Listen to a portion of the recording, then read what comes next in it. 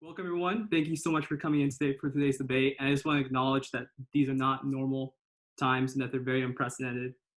I've been an Unruh associate as long as I've been a Trojan, and I truly do miss the in-person events, the discussions, the debates, and I miss the free pizza, catching up with everyone, and the lack of Zoom fatigue. So I want to thank everyone on this call and on this Zoom, and especially everyone debating and those who have helped support this event for showing up today. I want to give special thanks to the board members of PSA, Unruh Associates, for helping set up this event, helping make this event possible. And I especially want to thank the Center for Political Future for being a constant in bipartisanship, a discussion, and supporting Unruh Associates, and many students that are on this debate right now. And I want to thank our debaters on our virtual stage for taking times out of midterms and out of life to speak for their beliefs. And once again, to thank the viewers for listening for this important discussion. We hope this event can bring us a little bit closer to hear different sides of the same story, the American story that we're all facing right now in American history. And we also just want this to be a casual and fun experience as well, because Zoom fatigue is real. So just sit back, enjoy, because there's enough seriousness and stress in the real world. So let's all be Trojans for one night and talk about some important civic issues. So I'll be moderating the debate along with my co-moderator, Jillian Fallon.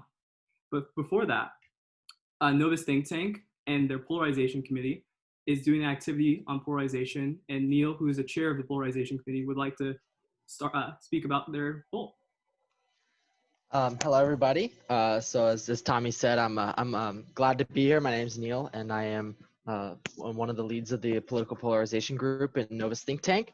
And so we have a couple surveys to fill out. They will be anonymous, don't worry. So one will be at the beginning and one will be at the end of the debate. And so I'll send the first one in the chat in a minute. But yeah, so it's going to ask some questions about the topics of the debate, and keep in mind, so we are a polarization group, so these ask questions about like how you feel about not necessarily just your own beliefs, but about the beliefs of the other people. So maybe keep that in mind if you're a viewer watching this debate, and so I will send the link right there.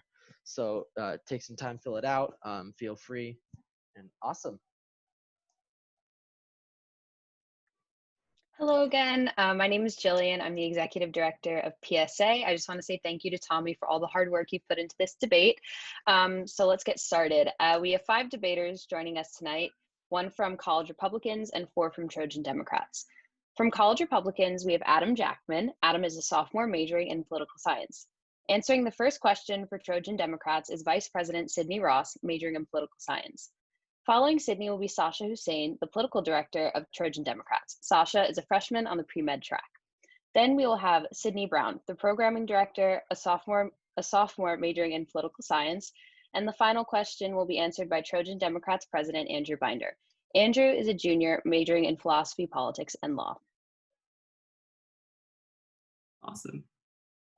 Well, the format of the debate will begin like this. Each representative from Trojan Democrats and College Republicans will have 2 minutes to answer their questions on either side uninterrupted, and we'll begin after that with 8 minutes of crosstalk. 10 minutes of crosstalk with around 20 minutes for each question. So let's begin with the first question. So as you know, we're having this debate in a very important and probably the most historic election happening in American history. So the first question is pretty simple. It's for Trump versus Joe Biden. So for undecided voters in the audience, who should we vote for in the 2020 national election? And I'll let Sydney from Trojan Democrats begin. Hi, thank you so much for having me. Even though we hear it every 4 years, this election is truly an inflection point in the history of our country. As in every normal election cycle, we can talk about specific policy issues and goals and competing visions for our country's future. However, this election is different. Donald Trump's divisive and despicably racist rhetoric, his disregard for the lives and safety of the American people during the COVID pandemic, and the existential danger he possesses to the democratic system has elevated the importance of this election to a place never before seen. We don't have a choice between Republican and Democrat this year.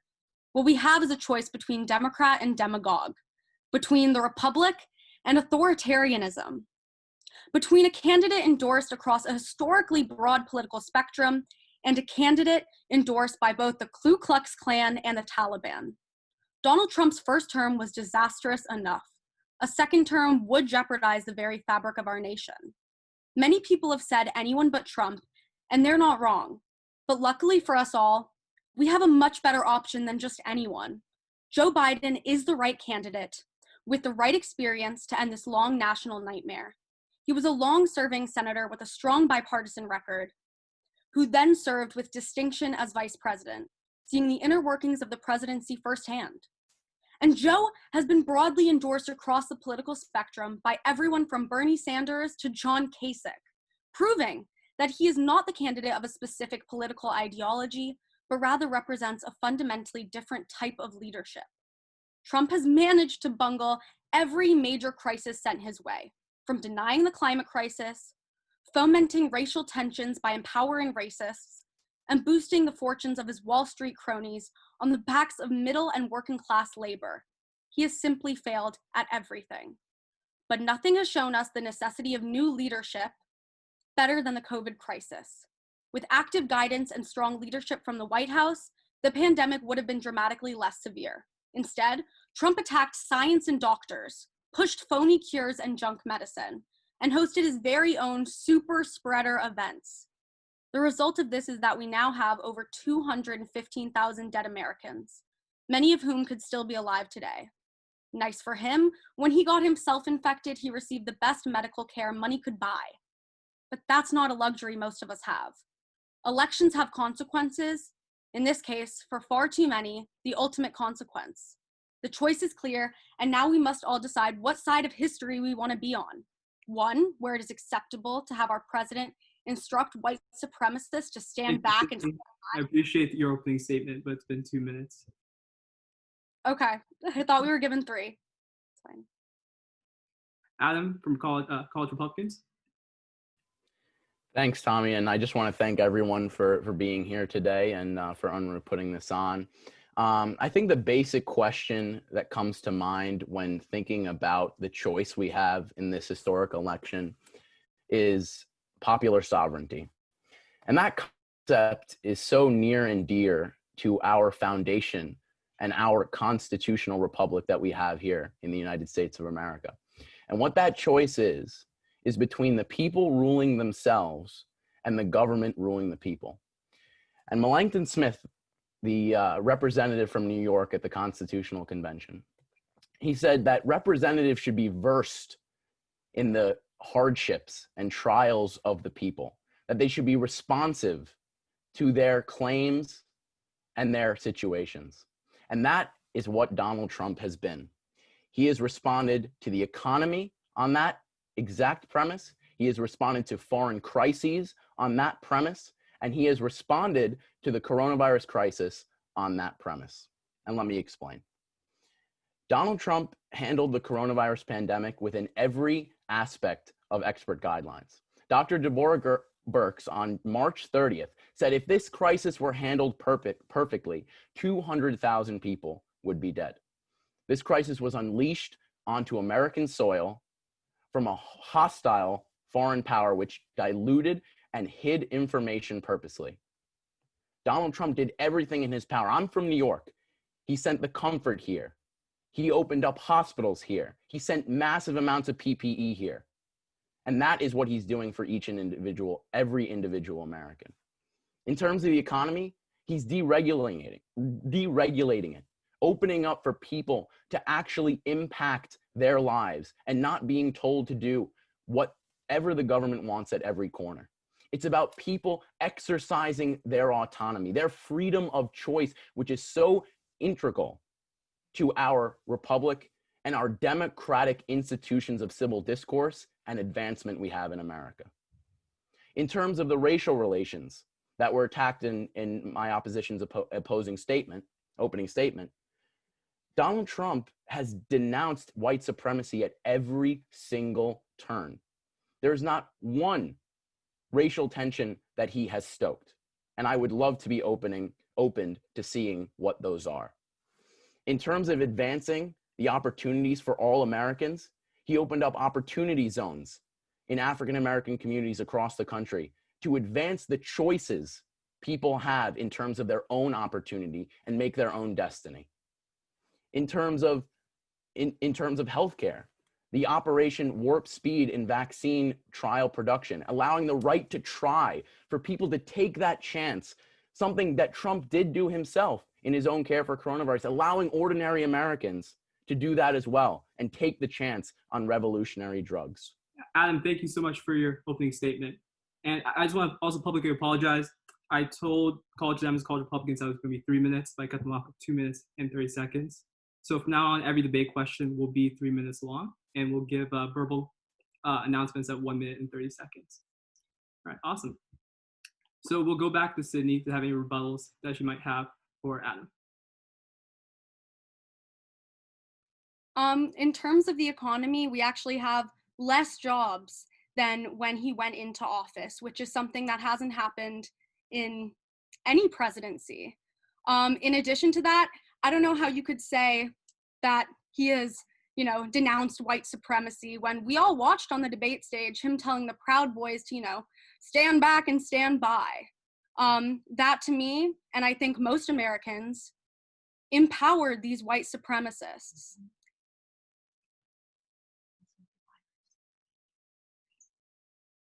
And also, regarding COVID, he called it the Chinese virus. These are not normal things we see in our democracy. This is racism, this is xenophobia. And he knew about the virus for much longer than the American public did. And no, he did not do everything he could do. He could have told the American people about it sooner, we could have prepared sooner, and we wouldn't have as many lives lost.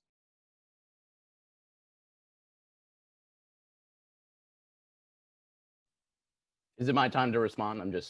Yes. Okay, great. So I'll respond to each of your points. Less jobs, a once in a human history pandemic hit our world and our country.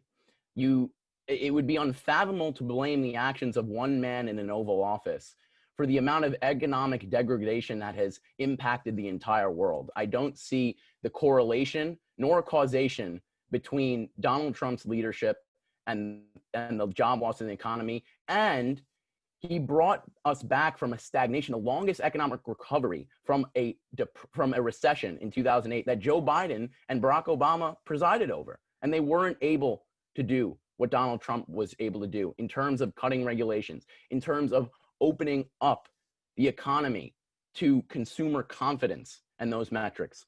Your second point about the Proud Boys. I'm wondering who in America had heard about the Proud Boys prior to that debate in which Joe Biden mentioned them? And how many Americans had heard of the anti-fascist organization, anti-fascist quote unquote, Antifa, before that debate? I'm guessing a lot more Americans knew about Antifa, but I'm guessing a lot of Americans didn't know about the 60 straight days of riots in Portland that Antifa has perpetrated. I'm betting that most Americans didn't know about the assault on cops there and the assault on ordinary Americans there. I'm willing to bet that a lot of people didn't know about that violence. And I'm willing to bet that that violence outnumbers any number of violence that the Proud Boys have done. And he denounced white supremacy on many occasions, as you don't think happened. He denounced it in his speech on Charlottesville, which Joe Biden keeps bringing up again and again. You only have to read the transcript 2 paragraphs down. I denounce, it's not the white supremacists that I'm endorsing. It's not the white supremacists. And he denounced it 15 times during the Republican debates. So I don't know why this is in session. In terms of calling the Chinese virus, this virus was brought onto us. The WHO deliberately and falsified information. The information was out there with the Chinese that this was spread. They locked down Wuhan. And calling this by a nationality's name is not the ethnic part of it. It's not that American Chinese people are the ones he's targeting. It's targeting the Chinese government, that their national institutions hid this from us from the very start. And the fact that he knew about the virus, I just want to contend this point. The American economy has never been shut down in the history of our country. Imagine taking that decision to one man in the Oval Office. Imagine that. Imagine the impact that you would have to have on shutting down this entire nation and informing everyone that a deadly virus was out there. The president is obligated on 3 responsibilities: life, liberty, and the pursuit of happiness. And in order to preserve all those 3 facets, the decision to lock down the country was an extremely tough one to take, and the decision to allow every part of information that we know about the coronavirus, and even things that we weren't sure of, to spread at that moment would have infringed on each of those rights and would have sent the public into a mass chaos when it was not necessary.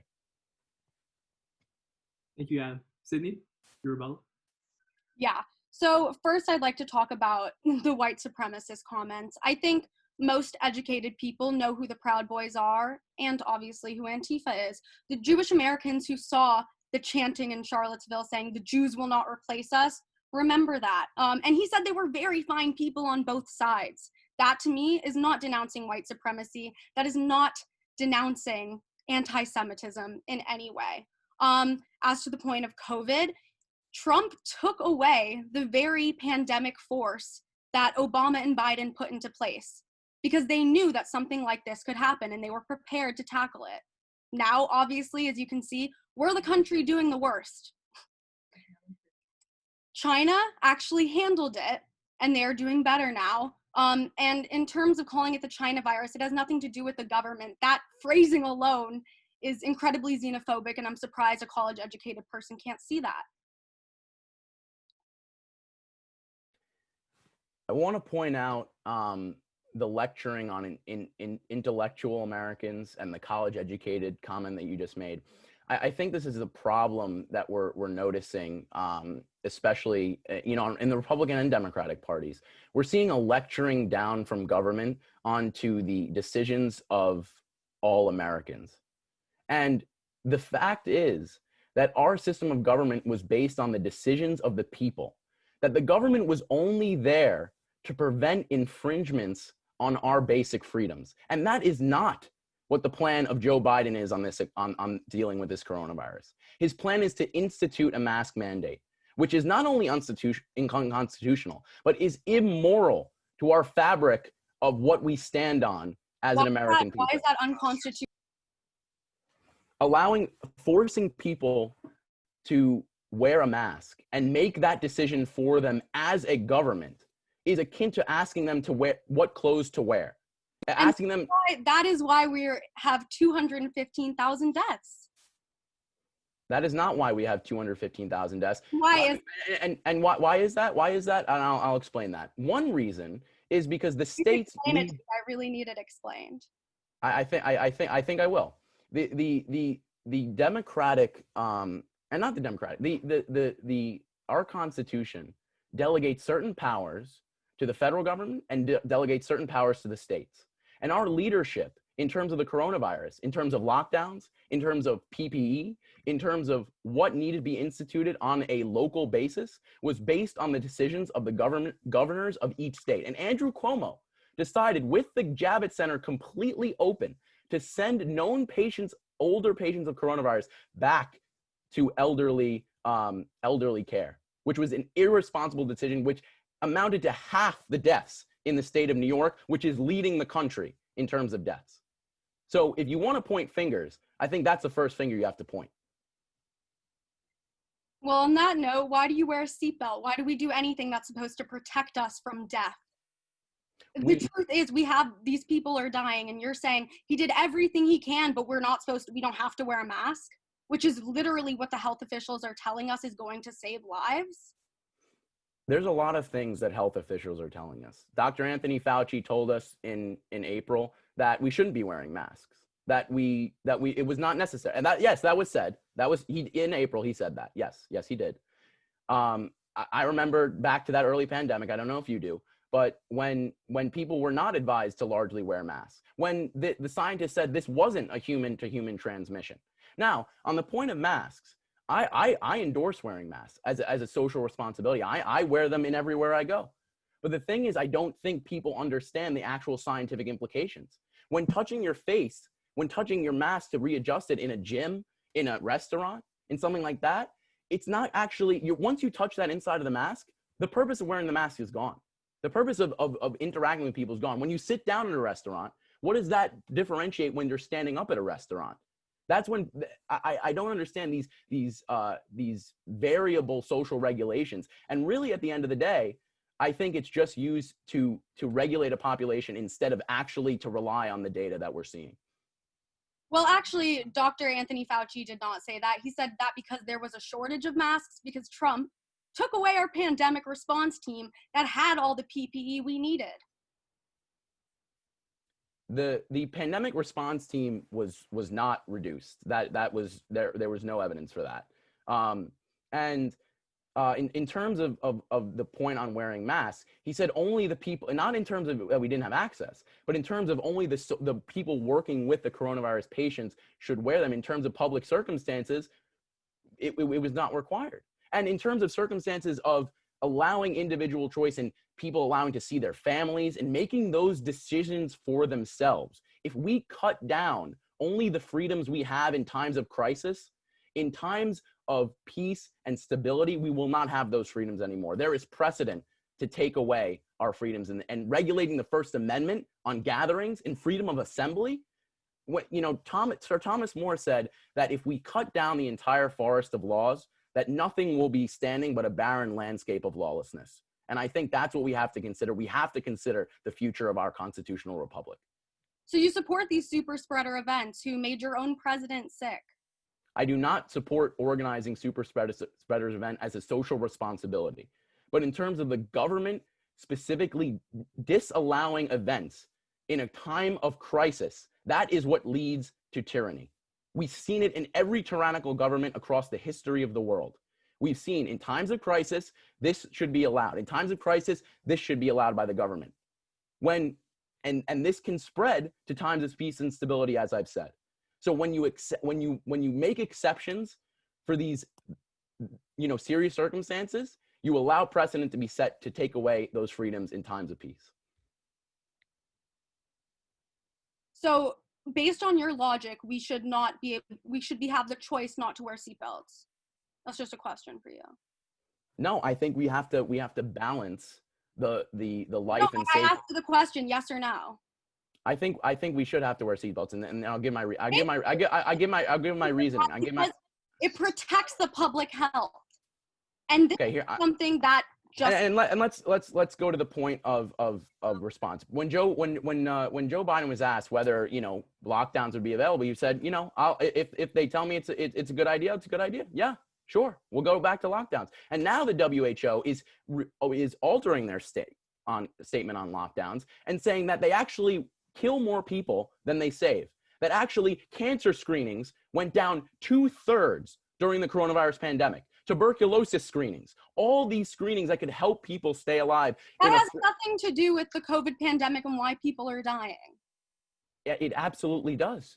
It has nothing to do with COVID. You're talking about that have nothing to do with COVID.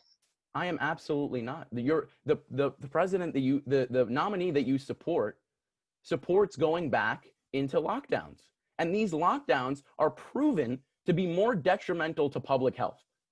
And you say that public health is the ultimate responsibility of the government. That is not what that is not what is being done. And it's clear.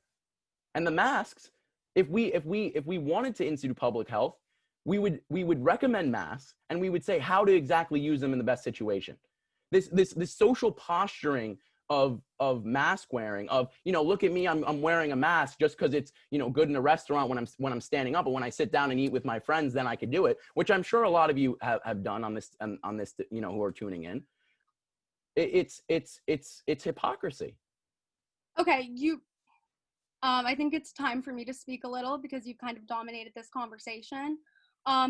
However, yeah, the pandemic is caused because people aren't wearing masks. You just said you think it's a social responsibility to wear masks, but then in the same sentence you said that people shouldn't have to wear masks. So that's not making sense to me. Also, the economic implications of this, if we had taken care of this sooner, we would be out of it.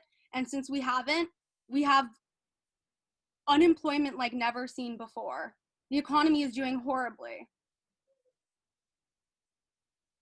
Do you want to speak more? You said you didn't have enough time, so I'm just waiting. Okay, so I can respond. I thought I waited for you each time. Because I'm giving you a time to speak and not speaking over you, because people deserve, in a debate. Okay. I don't think I was speaking over. If I did, I sincerely apologize. And so in response to you're saying that, you know, this didn't need to be as bad as it was. First of all, Deborah Birx said, and I assume we trust the experts, Deborah Birx. She said, if we handle this perfectly, 200,000 people would die. And obviously, one person dead to this virus is a tragedy. I'm not you know, desecrating human life here. But we were at a disadvantage from the start. Democrat, Republican leaders on both sides were saying this was safe up until February. Nancy Pelosi was briefed on this as well, and she said, "Come to Chinatown." Bill De Blasio, "Come to New York City." They were not the ones with the intelligence. Trump knew what was going on. They didn't. Nancy Pelosi, the Senate and House leaders were exposed to information on how deadly coronavirus was. That was the whole controversy with a Republican senator who started selling his stocks early. So it was Nancy Pelosi who was purview to this information, and she did nothing as well. It wasn't like this was some Trump conspiracy that he was the only one who knew. This was knowledge among the federal government. And in just one more final point on what you said in handling this pandemic, you said that China handled it well. Well, they locked people in their homes and didn't allow them to leave under force of government authority, under force that they would be jailed if they did not leave their homes, that they established monitors on the street so they could project government messages to each and every home, that they locked down an entire city from moving at all from their homes for a 2-month period. Do you think that's what we should have done? No, of course not. That's not what I'm saying. There are other countries who did it differently. We had to have done it a different way. That's, yeah, our American way. That's not the only way that would have stopped the spread of the virus. I didn't say that that's exactly how we should have done it. However, they have many less people dead. So I think that is a positive. So you think infringing on people's freedoms to leave their homes is a positive? You did say they handled it well. Did France do that? Did they do that? I was just talking about China because I was mentioning how Trump called it the China virus, which is racist. But okay, I was just... I didn't say they handled it the exact way America should have handled it, but it was definitely better. And I think I might take that over how Trump is handling that and people dying. Okay, I just want to establish that. And then in terms of Europe, they're actually experiencing a drastic spike now in cases all over European countries, Netherlands, France as well. And France is now on a curfew in terms of lockdown. So maybe they didn't handle it the best. And in terms of handling the virus, an Israeli scientist said before even the pandemic started that it was not to stop people from dying that we were closing down. It was to delay the eventuality of our hospitals being overrun is why we locked down. The initial 15 days to slow the spread and things like that. It was not an indefinite barrier to us gathering for forever and for wearing masks forever. And again, I did not say that wearing masks is not good. I'm saying government mandated mask wearing is a violation of civil liberties that will extend far beyond just this pandemic. That's just not true. Wearing a mask and having a nationally mandated mask mandate, meaning that people are protecting others and their lives, is not unconstitutional. If anything, it is the constitutional thing to do. It is the constitutional thing to do to jail people if they don't wear a mask. Yes? No one said they're jailing people if they don't wear a mask. So what is your solution? Fine people? What is the punishment? Sure, fines. Whatever we have to do to ensure less people die. But yes, fines. No one's throwing people in, advertising to throw people in jail during a pandemic. But in terms of this absolutist ideology that masks are always good in every situation, I have to say that some of the science is proven. I mean, I see it in my own interactions. I'm seeing it in the data that even places where people are actually social distancing and people are in the lockdowns, we actually had a higher rate of infection in New York when all the lockdowns were going on. Okay, if you want to talk about throwing people in jail, we can talk about what Trump has done with the immigration policy, separating children from their families. All right, thank you so much. Caging children. Think about that. All right, it's 5 o'clock, so it'll be the next debate question. Thank you so much, Sydney Ross and Jackman, for answering the first debate question. Obviously, I know what it feels like to be Chris Wallace a little bit now, so I feel a little bit less pressured against him. But we'll be moving on to the next topic, which Jillian will be moderating. Okay, hello everyone. I just want to say thank you again to our debaters. You guys are doing a great job. I just want to remind everyone to keep it civil. You know, we are here to have a healthy debate, so let's just keep it that way. And also just a reminder on the timing. So you will have 3 minutes for your first response, and then you will have 2 minutes for your other responses. So the next question is regarding the Supreme Court vacancy. And it is, with the loss of the Honorable Ruth Bader Ginsburg, what should the process be for nominating another Supreme Court justice, and who should it be? We will start with college Republicans. Thank you, Jillian, for this question. I really think this is a very important issue to tackle. Our federal judiciary has increased their role in federal government far beyond what we imagined at the outset of founding this country. But it is an important question to tackle. And I think, you know, in asking who should be the justice that takes over for Ruth Bader Ginsburg, I think we have a constitutional process in place. And Donald Trump has appointed Amy Coney Barrett, and he has exercised his constitutional right to do so. And in our past precedents of every president who has had to nominate a justice during an election year, everyone has done so except Abraham Lincoln, and which Kamala Harris was right on that, but she wasn't right for the reasons he did it. The Senate was out of session during that time. And on the first day the Senate was back, he confirmed a justice in 1 day. So that example cannot be used.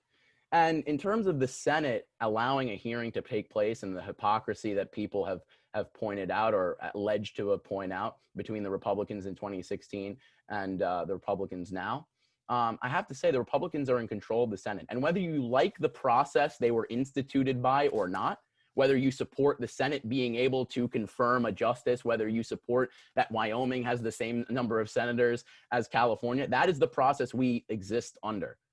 That is the process. And if the party has enough votes and the leadership wants a vote to take place, that will take place. That is how we've always done it. And my real question at the end of the day, would the Democrats not do the same thing? If they had control of the Senate in 2016, would they have tried to confirm Merrick Garland? And they would have. They would have absolutely. They were advocating for it. Joe Biden was advocating for it.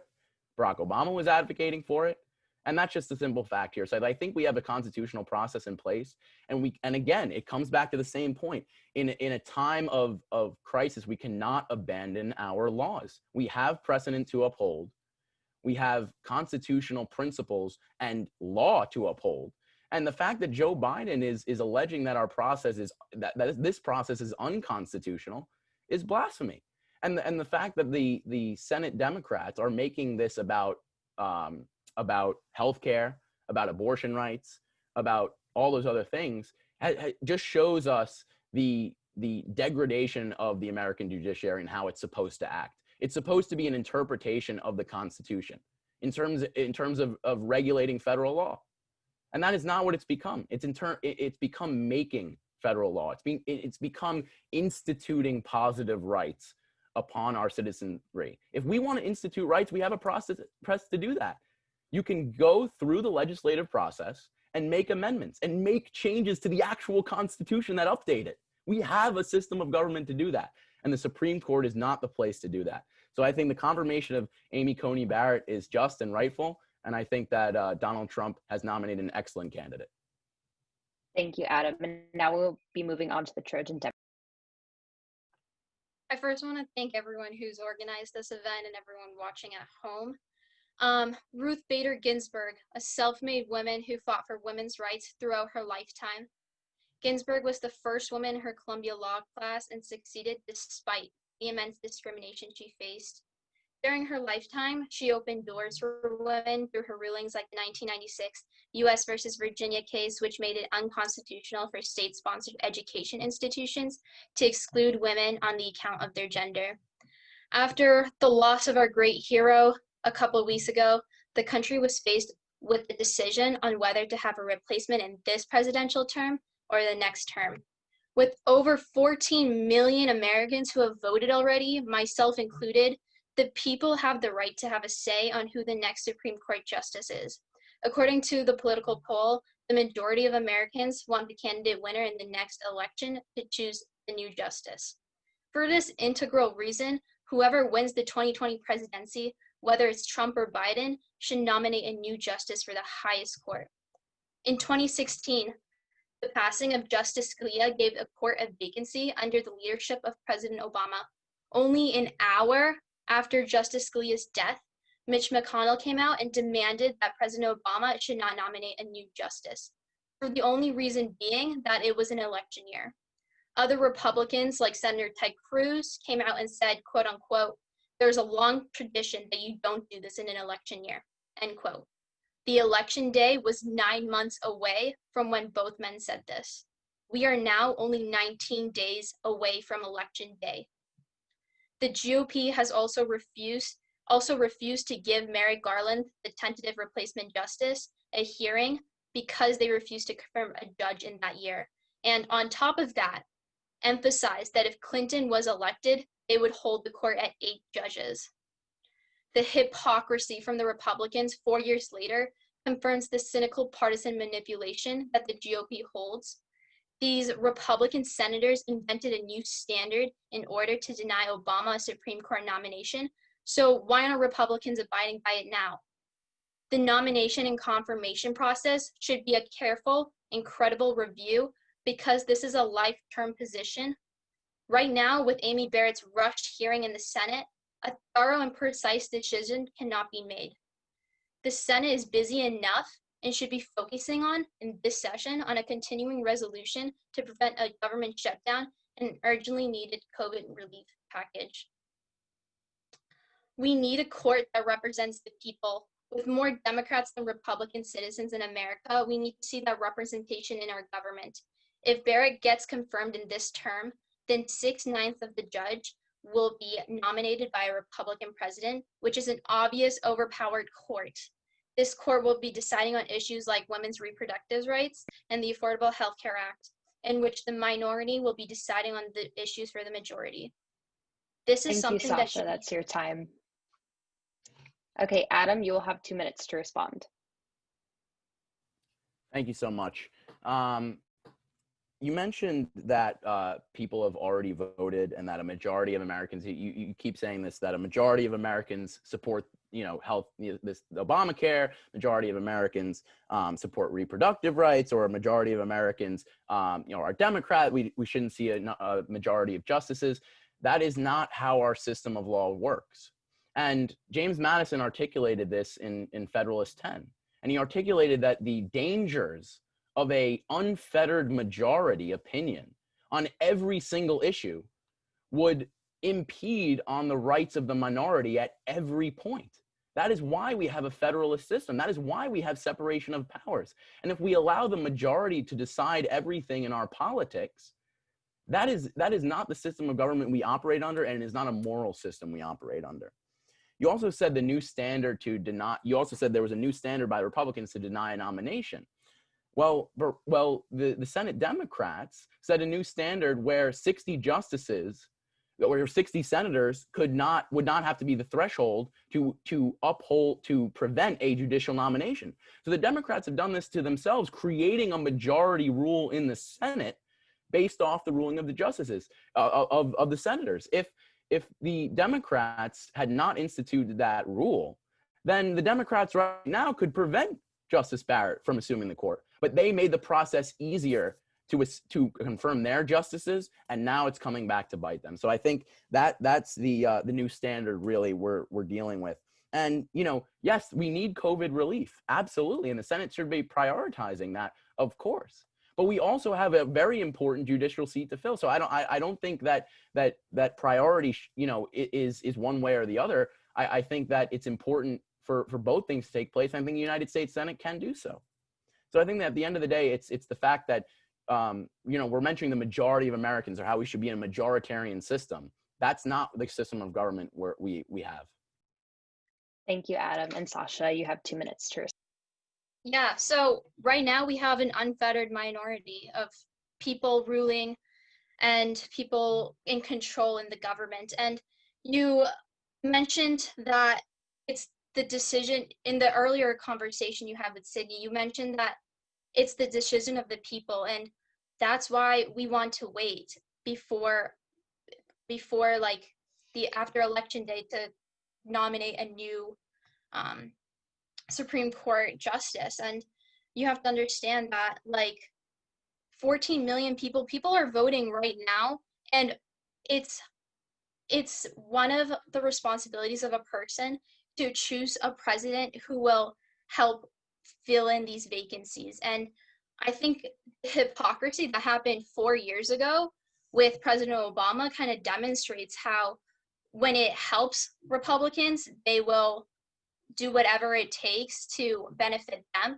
But when they're put in that same position 4 years later, they will have a different viewpoint. Like, let's talk about how it was 9 months before election day and that was the reasoning for Mitch McConnell and other Republicans to ask Obama not to nominate anyone or even have a hearing in the Senate. But we are literally 19 days away from election date, and Amy Barrett's hearing only started like a couple days ago. And it seems very rushed because you have to remember this is a lifetime position. Like, this is a position that they will have for many decades to come. She's a young woman and she will be holding that seat for many, many years. So we shouldn't rush into it. We should wait. And all I'm trying to say is that if Trump gets elected next term, he has that position to fill in that vacancy and have the Senate do a thorough investigation and a thorough hearing. I just want to bring up the words of late Justice Ruth Bader Ginsburg. And she said that a president is elected for 4 years, and a president has the authority to nominate a justice within those 4 years. So would you support Donald Trump waiting until after the election, maybe November 4th, to nominate a justice, and then the Senate proceeding on nomination hearings then? So we have the amount of time, we would have the rest of November, December, to decide on that nomination, which is far past any number of days that we would need. So would you support that? Let's look at the context RBG said that in. That was 2016. That's the 2016, Barack Obama's nomination. That was 9 months before Election Day. We're about 2 weeks before Election Day. She was trying to emphasize that he was far, like, he still had a good amount of time before his term was ending. And now I just think it's very rushed. And so yeah, I think we need to take some time, review Barrett's credentials and like all that sort of stuff, and look into who will be the right fit for this position. Yeah, so you're talking about time. So, her hearings just began. Do you support them taking time after the election? Trump will still be president. Pretty sure under the Constitution, he's president until 12 o'clock on January 20th.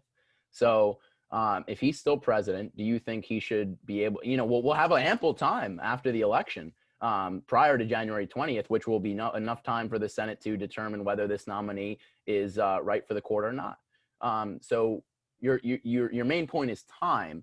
So I'm saying we do have that time for President Trump in his completion of his term to decide on a justice. We also have to realize that we're in a pandemic. There's more important things I believe to be doing right now. I mean, like you were talking about earlier, there's people dying in America, Americans dying like in thousands and hundreds of thousands. So why I think there's bigger priorities like American lives that should be discussed in the Senate right now. Strategically, Trump brought this nomination in really quick. People like Mitch McConnell even came out and said that they were going to nominate and have a hearing before Trump even nominated anyone. So I think let's focus on the real priorities. I'm just wondering also as well, where in Article 3 of the Constitution, in the advice and consent part of the Senate confirming Supreme Court justices, does it say that the Senate has to bring a nominee to a hearing. Is that a constitutional rule, or is that something that you just think should happen just because, you know, the Senate is obligated? But I mean, technically their advice and consent is also incorporated in whether they're not, they bring a hearing to the floor. If they don't want, then that is their consent. They have the consent to not allow that hearing to take place. So under our system of laws that we have, again, I'm bringing up laws, you know, this process is just legally. And the fact is Joe Biden's saying it's not, which I'm wondering also if you have a justification for his point on that, where he's saying this is unconstitutional. I'm wondering how it's unconstitutional. I mean, the Constitution is a 300-year-old or 200-year-old document. It's been expanded on. We have to make it a little progressive in today's time. And so saying that it's unconstitutional, I think that was taking his words a little too seriously.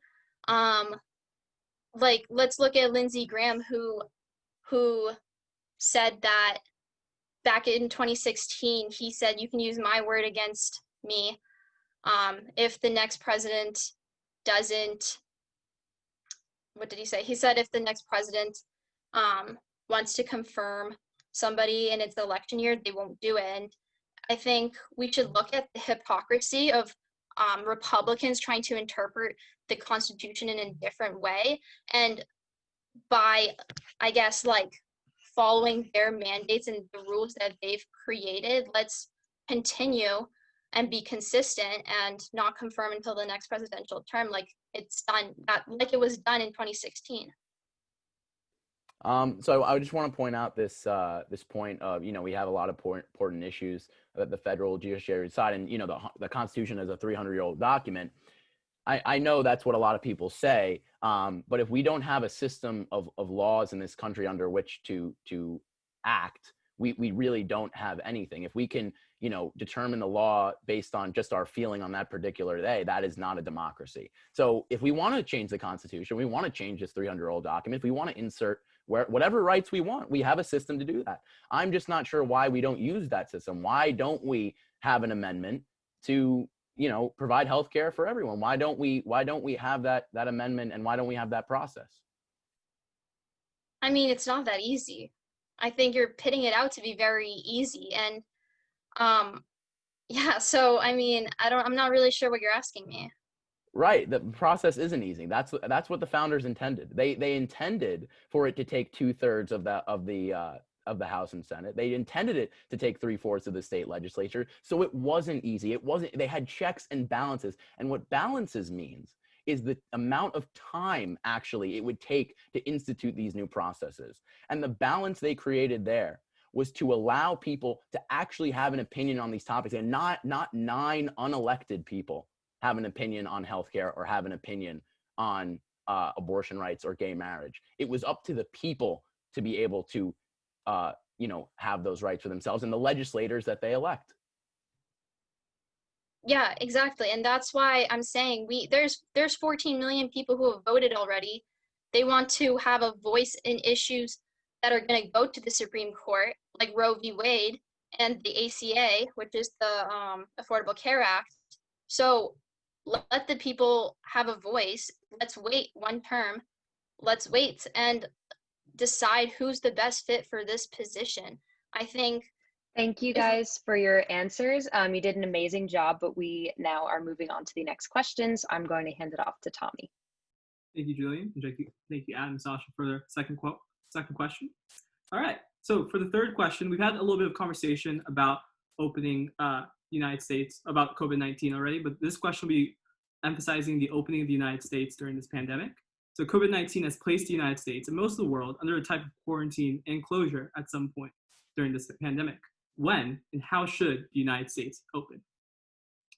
So we'll begin with Trojan Democrats for this one. For Sydney Brown. Absolutely. Thank you so much for the wonderful question, Tommy. You know, in the United States right now, I think that we have a very disheartening situation on our hands. And I'll preface our next statement with this. We as Democrats want to open the economy, and we will open the economy. But we also want to remain entirely honest with the American people and put everybody's health first and foremost. But those two concepts are not mutually exclusive. With three compelling and narrowly tailored requirements, a democratic administration can properly balance the people's health with people's livelihoods quite successfully. And those requirements are as follows. One, we'd have a short-term federal mask mandate with social distancing policies in place. Secondly, we have a widespread and adequate testing regime. And finally, we would have complete and utter transparency between the science, the government, and the American people. And the only thing in our way of opening the economy in a safe and productive manner is President Trump's administration. Under that administration, here are the facts. There has been no federal mask mandate. There's been a lack of honesty and a lack of transparency. There have been no social distancing policies, as the president has exhibited himself on numerous occasions. There have also been over 215,000 deaths from this virus. 7 million individuals have contracted the case. 1 in 5 businesses have shut down, and roughly 50 million Americans have filed for unemployment since the beginning of this pandemic. The fact of the matter is the United States of America makes up 4% of the world's population, but 25% of the world's COVID cases. Now, Mr. Jackman, you mentioned in your opening, when you were discussing Joe Biden and President Trump, that the Declaration of Independence outlines clearly that first and foremost, governments are instituted among people to secure the inalienable rights of life,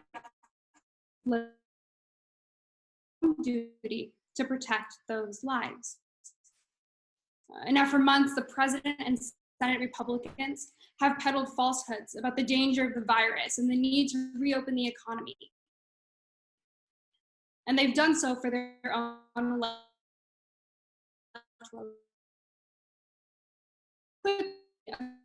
asserted their fear of reopening. The economy to get proper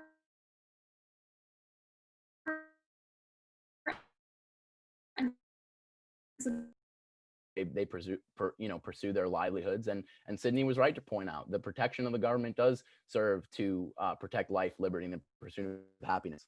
But when we are dealing with a situation where we have representatives in government who are trying to make sense of what is best for the people, there are a lot of different factors to consider. And now closing down the entire economy to prevent every life from getting coronavirus, I don't think is the accurate solution. I mentioned before that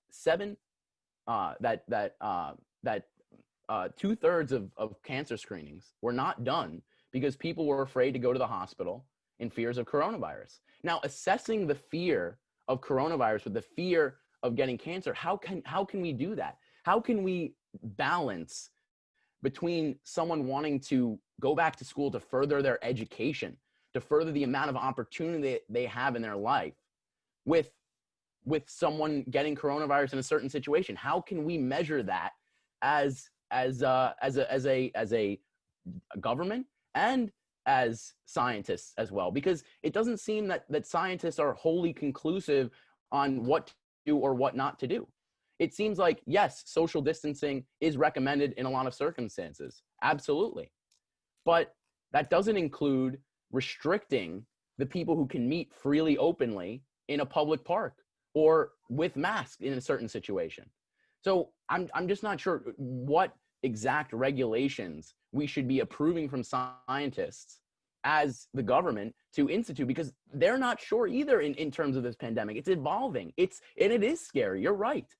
But as the government to employ these mandates with the best knowledge available, when that knowledge is sometimes then corrected 2 weeks later, it is setting a very dangerous precedent. I think that's what we have to be concerned about. And I repeat, I am not advocating for people dying at the pleasures of the economy.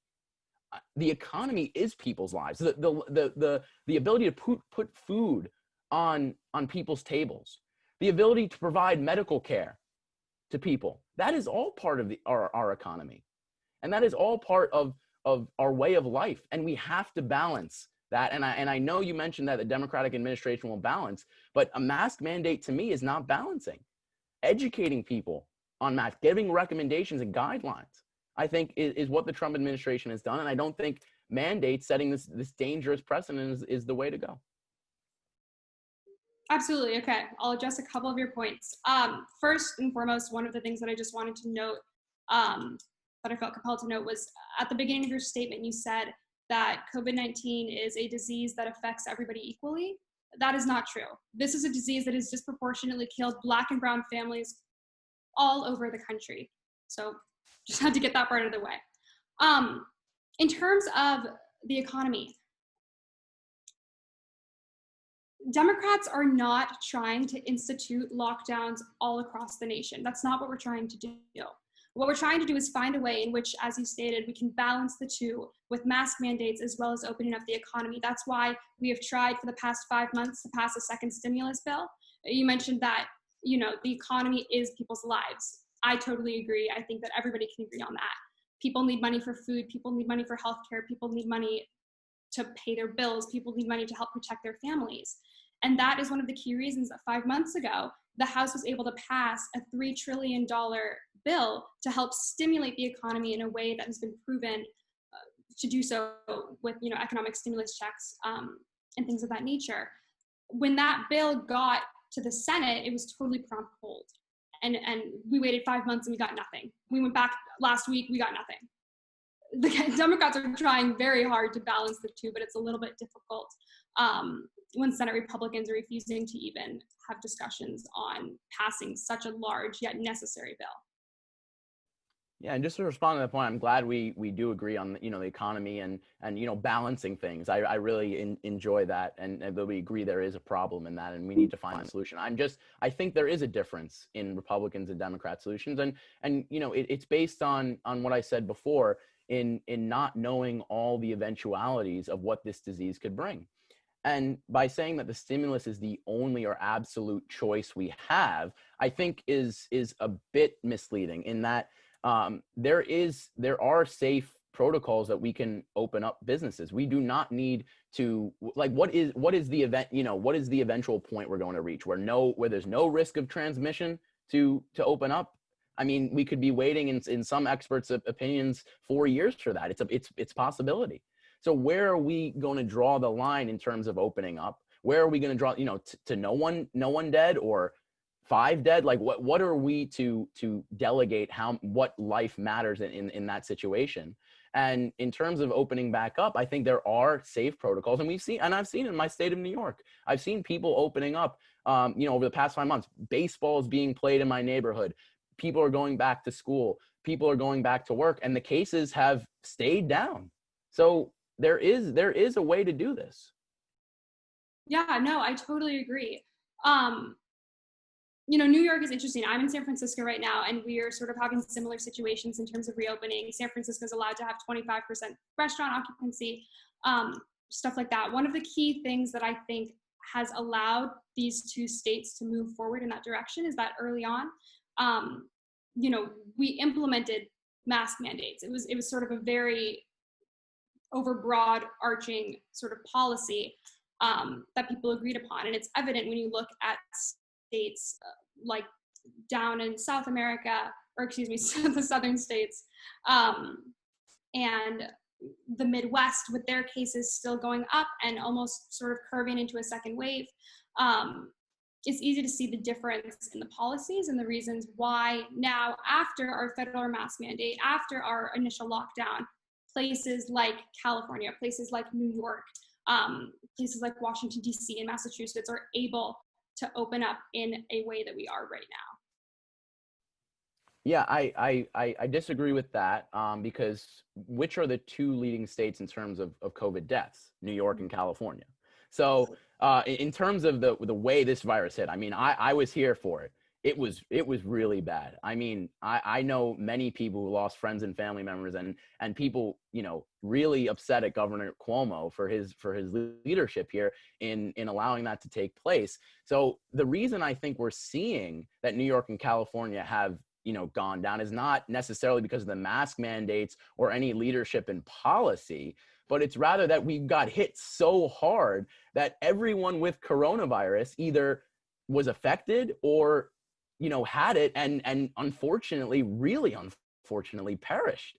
It hit us so hard, and that's why we may not be seeing a second wave. And we're also seeing new studies come out to say that 20% of the population might not get affected with this virus, no matter what the protocol is. We are seeing, and I'm not saying that is absolute empirical evidence. This study was one study out of many, but it is a possibility that we have to explore.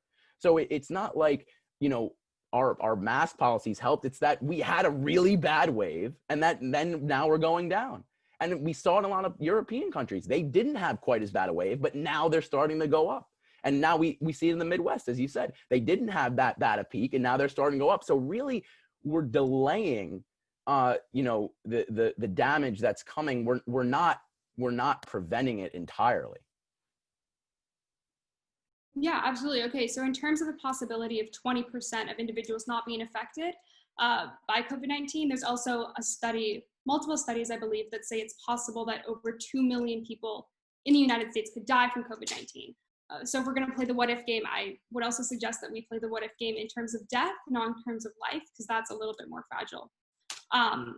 First on that point. Second, Florida, over the summer, Florida had quite a spike in cases. Right now, they still are remaining, Florida and Texas are the two states that are the #1 states in terms of number of cases. In terms of New York, I do think that Governor Cuomo's leadership and policy in terms of reopening was not effective in the sense that his mask mandates, when those cases were starting to spike, were not required in various locations such as nursing homes. So a lot of like nurses for the nursing homes and a lot of housekeepers weren't required to wear masks. And when asked about why they weren't wearing the masks, why they were spreading it, they would go to a room for a patient that has COVID, they go to the next room, the person doesn't have COVID, they'd spread it super easy. When they asked, why aren't you guys switching out your PPE gear? They said, because we don't have enough funding to get it. And that was one of the key reasons about why New York's cases got so high. It happened in New York, it happened in California. And so that's also just important to note. I just also want to note the protests against racial injustice in early June, late May, early June, happened in New York City, a lot of them. And there was no significant rise in coronavirus deaths after those large gatherings. Now, I'm not to say that those gatherings should not or should have happened. I'm just saying that those were large gatherings, a lot of unmasked people, and the amount of deaths continued to fall after those events and continued to fall in places like California.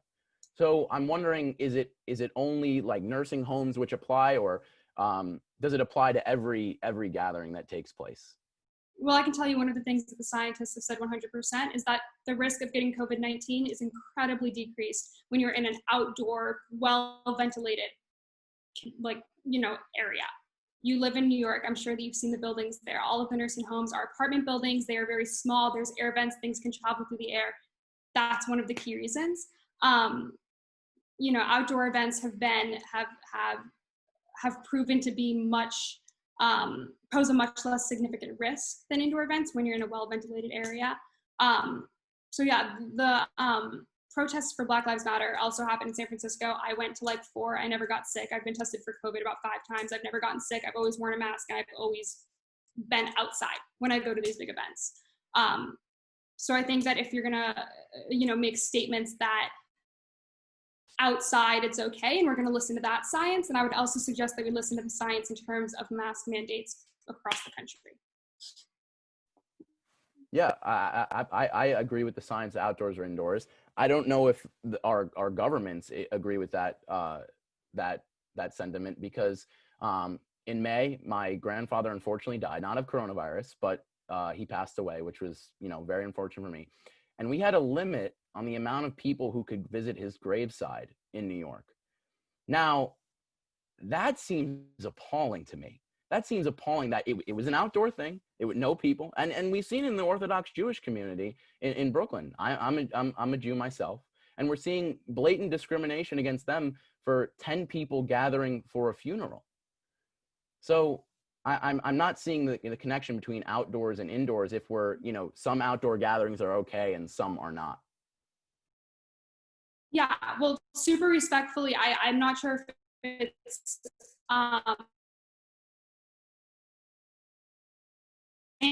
personally, from my opinion, outdoor activities are better. I'm stating what scientists have mentioned. So, I would much rather trust them who, they're first of all nonpartisan. They're not, it's in terms of outdoor activities with smaller numbers of people, with larger numbers of people, and that's just what the scientists have said. I'm not saying that as my personal opinion, that's just a fact. But you can choose not to believe it, I guess. No, I do believe it. And I agree with you. I'm just wondering whether our government institutions, state or federal, have the same ideology, because we've seen time and time again kind of these flip-flops on what is allowed and what isn't allowed, supporting large gatherings in one place and not in another place. The protests to open up the state of Michigan were heavily criticized being outdoors, and the protests, as you mentioned, against Black Lives Matter were not. So I'm not sure our government sees that the same way. And I agree with you totally on the facts that outdoor gatherings are proved to be safer. But in terms of also the nursing homes, those, and not only in New York City that it was affected, happened greatly in upstate New York to many, many people, and across Long Island, which the nursing homes are not these stacked buildings, and they tend to actually have hospital regulation, ventilation in terms of airflow. So it's not just these stacked buildings. But I just wonder if our government is listening to those standards on both sides, Republican and Democrat, in terms of what actually matters. So I think there just needs to be, and I think we largely agree on this, I think there needs to be more of a trust in what actually the information presented on balance. And if we're going to employ it to one side, we have to employ it on the other. Yeah, no, I absolutely agree.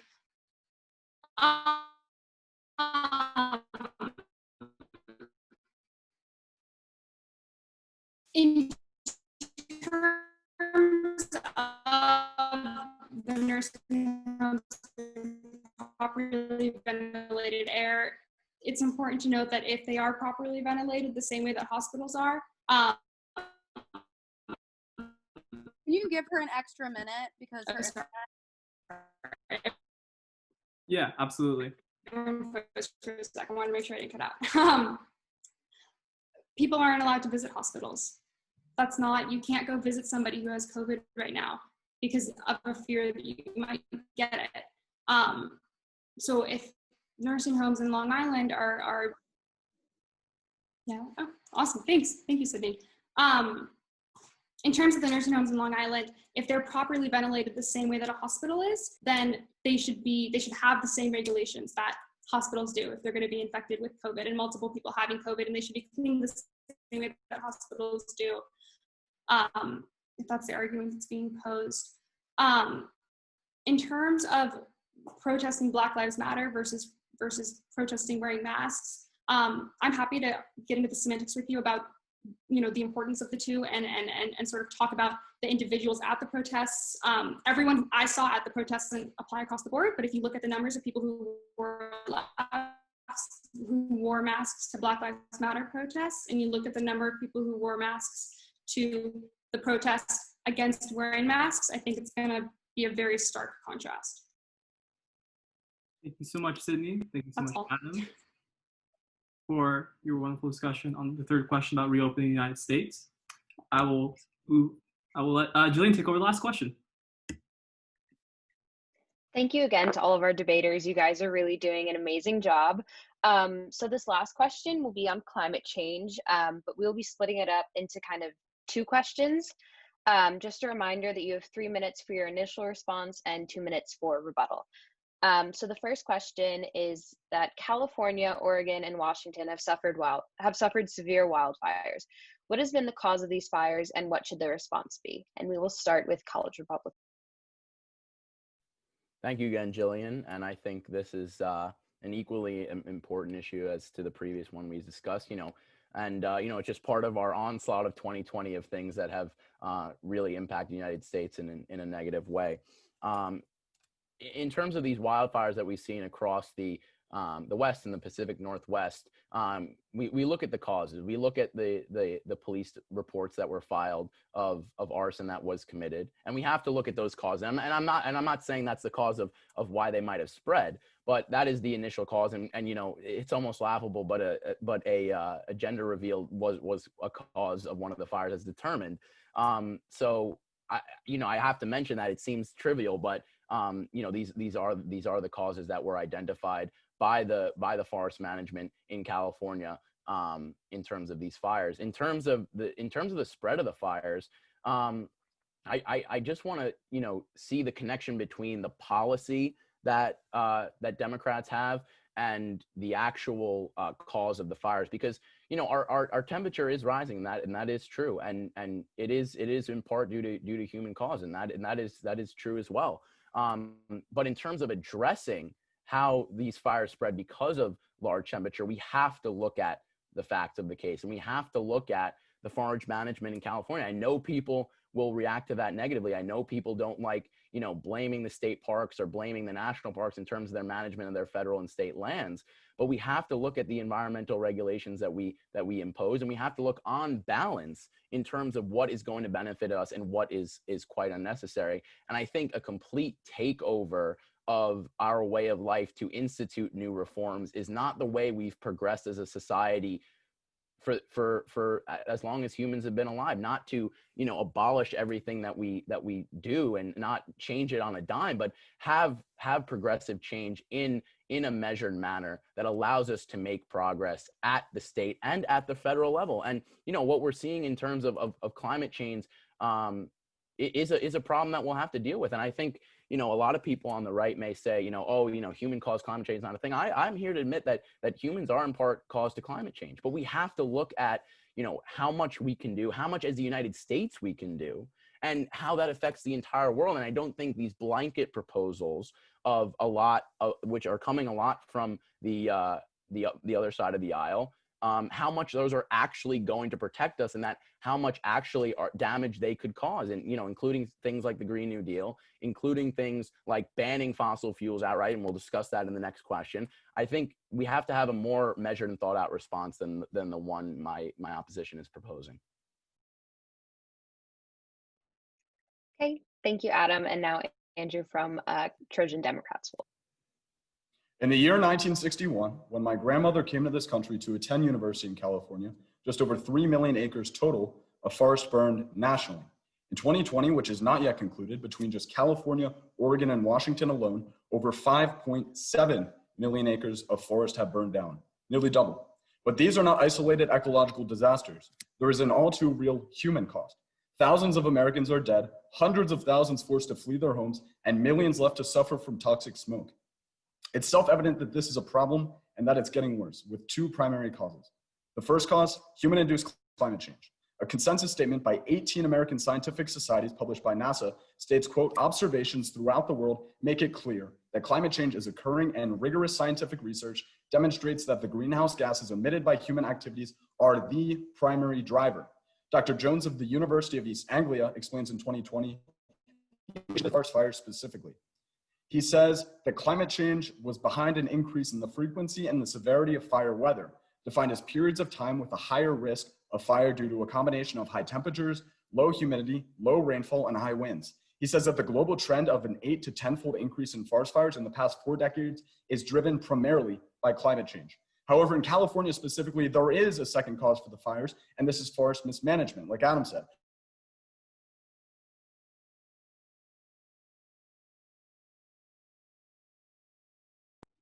I think he froze.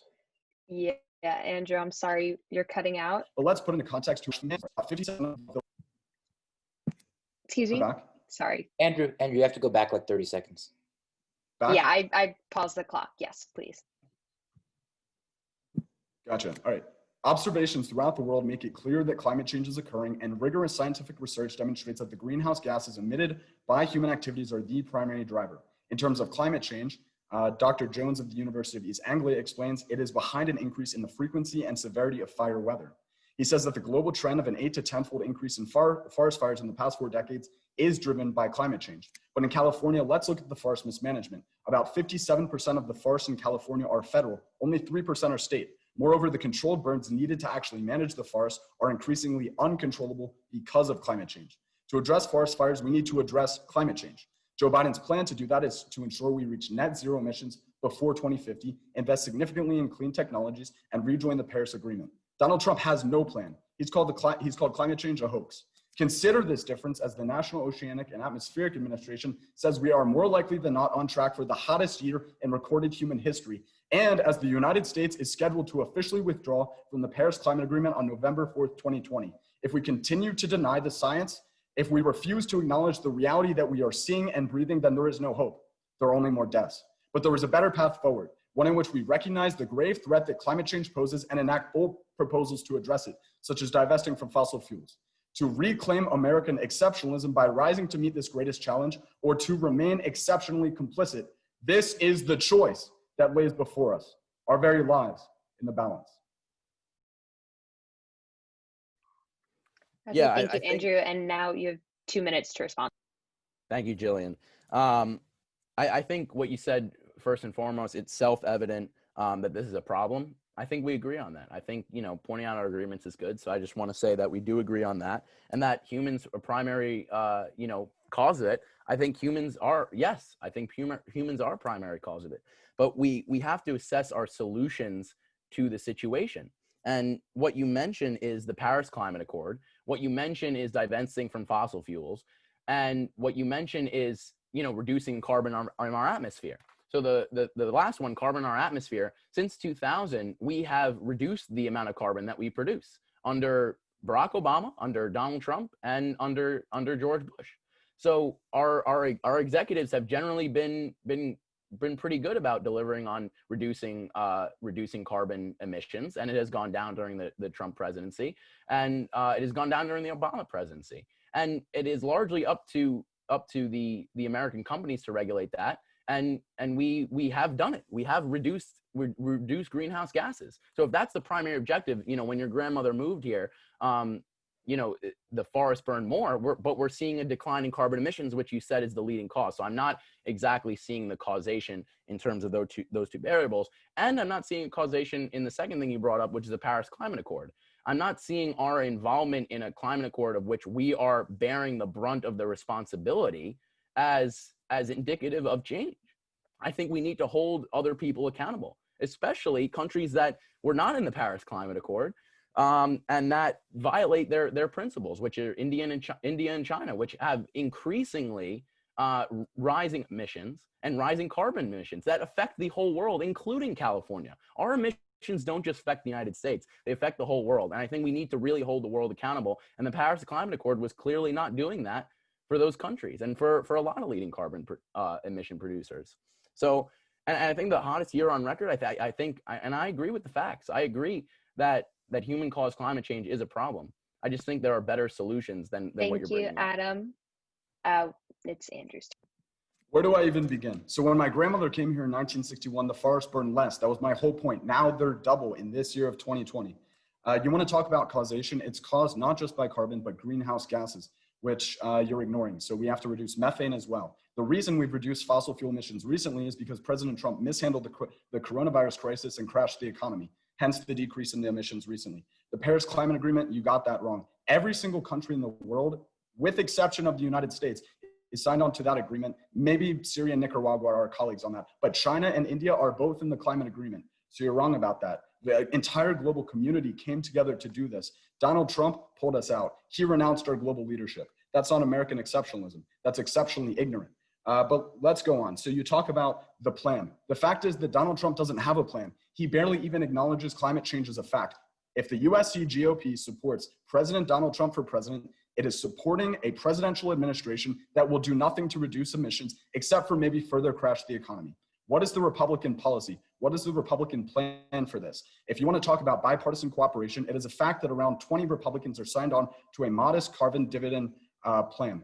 But there are hundreds of Republicans who are not signed on, the large majority of the party. And the GOP platform in 2016, re-ratified in 2020, makes no mention of a plan. You, sir, have no plan. The Democrats have a plan. Joe Biden has the plan. If you want to talk about how you are not endorsing Donald Trump for the presidency because you do recognize climate change as a grave threat, I'm open to that. If you do not, then you don't recognize climate change as a grave threat. Yeah, I think the assumption that when we endorse Donald Trump, that we endorse everything he has ever done in his life. Like, I don't endorse adultery, which Donald Trump has committed. Climate change is a policy. Yeah, I don't endorse every. Do you endorse every one of Joe Biden's policies? Do you endorse? I endorse his climate policy. I endorse his climate policy. Do you endorse Trump's climate policy? I endorse a lot of Trump's climate policy. Do you endorse his climate policy? Which includes, I do not endorse every principle. I think that Trump could be doing a better job. I agree with you. Do you endorse his climate policy? It's a yes or no question. No, it's okay. That is a absolute false claim that I have to endorse every part of his climate policy. Do you endorse every part of Joe Biden's climate policy?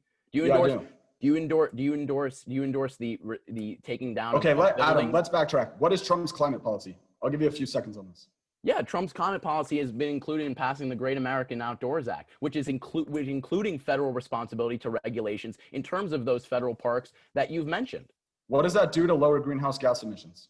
In terms of better regulations, what you just mentioned were a problem. What regulations? In terms of allowing better forest management. Okay, so that's talking about forest fires and specifically which Trump mishandled because 57% of the policies are federal. If you want to talk about forest management, sure, they're going to start to do these controlled burns, but the burns are becoming increasingly uncontrollable because of climate change, which he has not addressed. So I'll ask you again, what is Donald Trump and the Republican Party writ large's climate plan? We have reduced carbon emissions across the board. By crashing the economy? That's for sure. No. That is not because we were not rising in carbon emissions before the pandemic. Were we? No. We've been rising in greenhouse gas emissions. You're confusing the two. Carbon is part of the greenhouse gases, but it's the greenhouse gas effect. Methane is important too. Were we lower on methane? And why can't we have sensible solutions to lower methane? Like what is your sensible solution? Yes, there is, and that's through American innovation. And American innovation has proposed that. And what is this American? Okay, guys. What is the policy? So we're just going to transition to the next question. Just a reminder to try to keep it, as civil as we can. Obviously, this is a super controversial topic. But the next question is that USC has a long history. USC has a long history of entanglement with fossil fuel industries. So the question is, should the university divest from fossil fuels? So from the Democratic Party perspective, or from my perspective, we need to pass comprehensive climate legislation that can include pricing carbon, for example, and a carbon dividend, which is a bipartisan proposal. However, the biggest obstacle to passing that plan, which Adam probably supports if he does support a modest carbon price, is the fossil fuel industry and their power on Capitol Hill. The biggest way you get climate policy passed on Capitol Hill, including modest policy, is to weaken the influence of the fossil fuel lobby. You do so with moves such as divestment by harming them in the public eye so that representatives feel emboldened to go against the fossil fuel industry and their lobbying and their money on Capitol Hill. So that's what we have to do. In terms of the direct connection, the change in investment won't directly lead to a reduction in greenhouse gases. But what we have to look for is the comprehensive climate policy at the federal and the state levels. And that's exactly what divestment incentivizes by embarrassing the fossil fuel companies, by financially motivating them to take more responsibility on this action.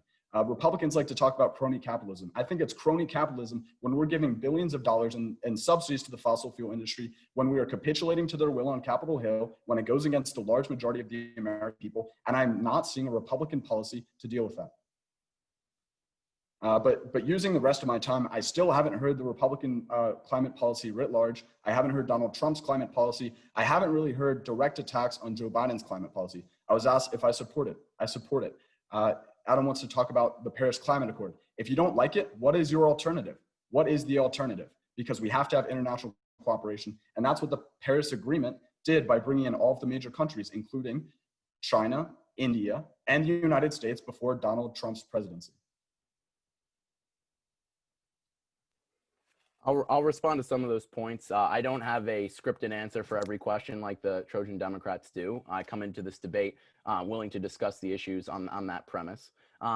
So my response on this issue is that yes, Donald Trump does have a policy, and it's in terms of lowering regulations to access to raw materials in other countries that have allowed firms like Brightmark in Indiana to experiment in turning plastics into sustainable diesel fuel. And now diesel fuel is not the end result of what our policy is going to be, and not the end result of what we want. We want cleaner energy, but it is a step in the right direction. And Viterbi's our engineering school's own researchers put out a study that's saying divestment from fossil fuels writ large in terms of divesting immediately is not the answer, which is going to lead to a cleaner climate. And in terms of what Joe Biden has said in terms of his climate policy, tearing down every building in the country to build new buildings in regulations, or tearing down 40,000 buildings in the country to have new regulations, it's absurd. It's absurd of Gavin Newsom's policy to have an executive order banning all gas-powered cars. That's not the solution in which we're going to make progress. And we need to open it up to entrepreneurship to have these decisions. And we're seeing it with companies across the board in sustainable plastic use, in allowing recycling of plastics into more sustainable fuel. And that is the policy for Donald Trump, to reduce those regulations and access to materials. And we're seeing also Donald Trump's policy in terms of the openness of nuclear power, the openness of this alternative energy source, which Democrats don't support. They support solar, which would take up one nuclear power plant, would take up 40,000 acres of solar. We would destroy our farms. We would destroy all we have in this country because of one solution that maybe could work or maybe not. But we have to have sensible solutions. Thank you, Adam. Andrew, it's your time to respond. Yeah, so I'm on joebiden.com right now on his climate plan. He actually does support nuclear energy, so you're wrong on that. I would also measure up Biden's climate policy to Trump's any day. I still haven't heard the connection between this plastics policy and how we reduce greenhouse gases. Because if we remember what we learned in elementary school about the greenhouse effect and how that traps heat in the atmosphere, we have to look towards the greenhouse gases, which is what the Biden plan reduces. He doesn't want to demolish every building in the country. That's ludicrous. And in addition, the Viterbi study you're talking about talks about if the entire economy were to stop using fossil fuels. It doesn't examine the specific policy that is proposed in the resolution here today about USC taking its $277 million investment in fossil fuels and moving it elsewhere. That's called financial incentives. That's what a capitalist should support, which is to do in the civil society to incentivize a move to clean energy if people support it, which you have said you support a move to clean energy. So we have to look at that. I think that there isn't really much discussion to be had here because Trump hasn't proposed a climate plan. He's talked repeatedly about how climate change is a hoax. He, on the debate stage, conceded around 2 months before the election that climate change might be caused somewhat by humans. That's not a climate plan, that's a climate joke, and that's a recipe for disaster for our generation. That's why, and even the majority of young Republicans support stuff like pricing carbon, which divestment at USC specifically, not divestment of fossil fuels writ large, is a step in the right direction to. You still haven't, so if you would like to contextualize the divestment at USC and actually address that question, rather than talking about some completely unrelated divestment of fossil fuels nationally, I'd be open to that because I still don't think you've answered the question. I think overall, if we want to do what you have proposed, right, the moderate Republican approach that is supported by most young Republicans and pricing carbon and doing a carbon dividend, you have to, in the civil society, incentivize that move. You have to show the fossil fuel companies they no longer control Capitol Hill, especially because we haven't had campaign finance reform, which has been opposed by the Republican Party as well. So if we look at who is the cause of our lack of climate policy on Capitol Hill, it's the fossil fuel lobby. If we look at how we attack Thank that, you, Andrew. it's through divestment at USC. That is all the time that we have for this question. I just want to say thank you again to our debaters, and I will be passing this off to Tommy. All right, awesome. Well, I have the final, last, and most important question, and it's for Adam, is why should someone join College Republicans? I think this goes back to my initial statement to start out the debate. It's popular sovereignty. It's about the rule of the people over the direct down rule of the government. It's about determining what you want for yourself rather than politicians determining for you. It's about doing what you want with your own life. It's about those principles of freedoms that I mentioned, life, liberty, and the pursuit of happiness. And having government in place is important to ensure those freedoms. But we need to be sensible about it. We need to stick to the rule of law. We need to stick to progressive policies that measure our civil liberties as well. We cannot, and I repeat, we cannot solely focus on the progressive outcomes of everything. We have to see, on balance, what our decisions really impact our lives with. And I think that's what we do at USC GOP. We're a great organization. We have great events on campus, great speakers that come and speak about conservative ideology. And I think what we want to do is just preserve our institutions of government as they were meant to be under the rule of law, and having everyone have the freedoms of life, liberty, and pursuit of happiness. So I think that's why people should join USC GOP. And to the audience of this debate, thank you so much for tuning in. The responsibility of us to debate these issues is great upon us, and we should. And I'm glad Unruh Associates put this on. So thank you guys so much. Thank you so much, Adam. And off the Trojan Democrats, why should you join the Trojan Democrats? Well, I'd like to thank Adam for being a great sport tonight. I'd like to thank Unruh and PSA as well. I think this was a great debate, and it's good that we can sit down and have this discourse as well in a time that's so polarized. Adam, where you left off was life, liberty, and the pursuit of happiness. Right now, we have a coronavirus pandemic that is depriving hundreds of thousands of Americans of life.